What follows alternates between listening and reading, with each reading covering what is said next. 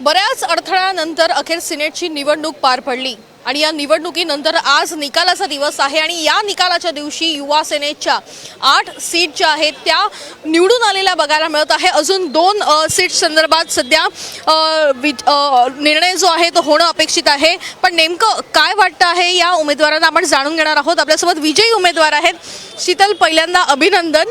आणि खूप मोठ्या खरं तर अडथळ्यानंतर ही निवडणूक झाली मुळात 1.5 वर्षानंतर आणि या 1.5 वर्षामध्ये अनेक वेळा तुम्हाला कोर्टात जावं लागलं, अनेक गोष्टींना सामोरं जावं लागलं। कसा होता एकूणच हा अनुभव आणि आजची निवडणूक आणि आजचा विजय? अनुभव म्हणाल तर माणूस प्रत्येक टप्प्यात शिकत असतो। आम्हाला वाटतं या टप्प्यात देखील आम्ही खूप शिकलो आहे की कशा पद्धतीने स्पीड ब्रेकर लावले जातात आणि कशा पद्धतीने जर तुमच्या मनामध्ये प्रामाणिकपणा असेल आणि विद्यार्थ्यांचे प्रश्न सोडवण्यासाठी धडपड असेल तर शेवटी सत्याचा विजय होतो। आणि मला वाटतं सत्याचा विजय आज झालेला आहे, कारण आम्हाला न्यायालयीन कोर्टात लढाई देखील लढावी लागली आणि ही न्यायालयीन लढाई लढत असताना देखील आम्हाला अनेक अडथळ्यांना सामोरं जावं लागलं। पण अखेर आमचा लोकशाहीवर विश्वास होता, आमचा न्यायव्यवस्थेवर विश्वास होता। आम्हाला कुठेतरी न्याय मिळेल ही एक आम्हाला मनामध्ये एक इच्छा होती की आम्हाला कुठेतरी दूर दिसत होतं की हो आम्हाला न्याय मिळेल आणि तसंच झालं। लोकशाहीचा विजय झाला आणि आज काउंटिंग झालंय, काउंटिंग सुरू आहे, आपण बघताय। आणि गेल्या वेळेला 10 पैकी 10 सिनेट सदस्य हे निवडून आलेले होते आणि यावेळी देखील आम्ही पुन्हा एकदा इतिहास रचणार आहोत। पुन्हा एकदा सन्माननीय युवासेना प्रमुख शिवसेना नेते आदित्यसाहेब ठाकरे आणि आमचे युवासेना शिवसेना सचिव वरुणजी सरदेसाई यांच्या नेतृत्वात पुन्हा एकदा 10च्या 10 उमेदवार हे निवडून येणारे आणि पुन्हा एकदा मुंबई विद्यापीठावर भगवा फडकणार आहे। नक्कीच, खरं तर हा विश्वास तुम्ही बोलून दाखवलेला आहे। पण तुमच्या समोर आव्हान होतं ते ABVPचं, म्हणजे अखिल भारतीय विद्यार्थी परिषदेचं आव्हान होतं। 10 उमेदवार त्यांचे होते, इतरही राजकीय पक्षाचे निगडीत अनेक उमेदवार जे आहेत ते रिंगणामध्ये होते। त्याच्यामुळे कुठे धाकधूक होती का की मतं कुठे जातील किंवा कशा पद्धतीने मतांची जुळवाजुळव होईल? नाही, खरं सांगाल तर अजिबात धाकधूक नव्हती, कारण ह्याच्या अगोदर देखील आम्ही मगाशी म्हटल्याप्रमाणे आमचे 10च्या 10 उमेदवार हे मुंबई विद्यापीठावर सिनेट सदस्य म्हणून निवडून आलेले। त्यामुळे एक व्यूहरचना कशा पद्धतीने असते, ती व्यूहरचनाला कशा पद्धतीने भेदायचं असतं याची एक कल्पना आमच्या डोक्यात होती आणि याची तयारी आम्ही करत होतो।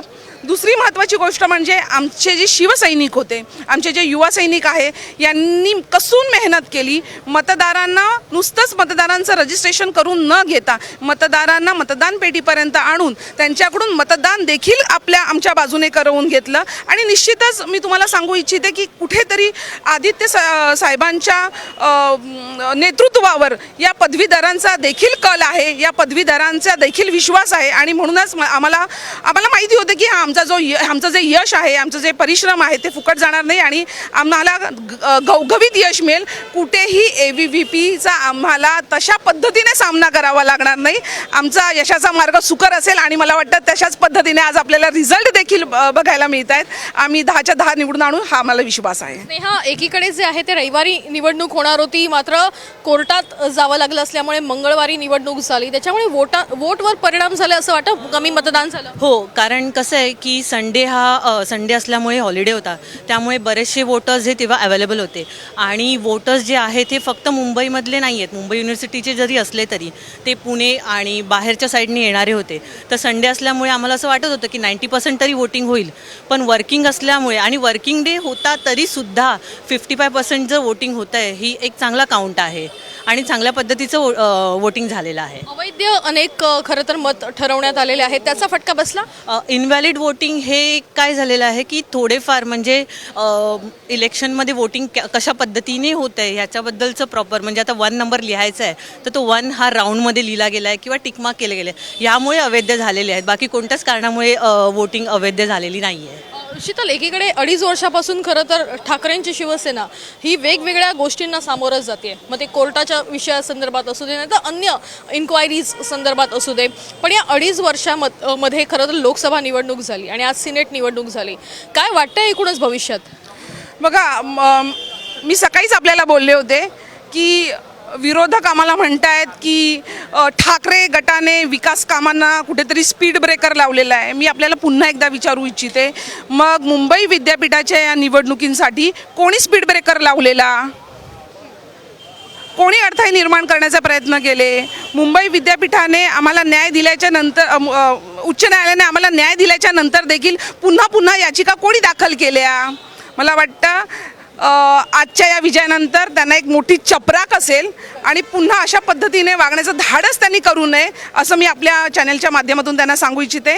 मिंदे गटाने कितीही आम्हाला रोखण्याचा प्रयत्न केला तरीही जनता आमच्यासोबत आहे, पदवीधर आमच्यासोबत आहे, युवा आमच्यासोबत आहे, या महाराष्ट्रातली जनता आमच्यासोबत आहे. आमचा विजय निश्चित आहे. आपण बघतोय की या ठिकाणी खरं तर विजयी उमेदवारांनी एक विश्वास व्यक्त केला आहे, कारण की गेल्या अडीच वर्षामध्ये ज्या पद्धतीनं शिवसेना ठाकरे गट अनेक अडचणींचा सामना करत ज्या पद्धतीनं खरं तर त्यांनी वाटचाल सुरू केली आणि अखेर लोकसभेनंतर आता मोठा विजय जो आहे तो सिनेटच्या निवडणुकीमध्ये बघायला मिळतोय आणि याच्या पुढे देखील असाच विजय जो आहे तो ठाकरे गटाला पाहायला मिळेल असा विश्वास जो आहे तो या ठिकाणी व्यक्त केलेला आहे.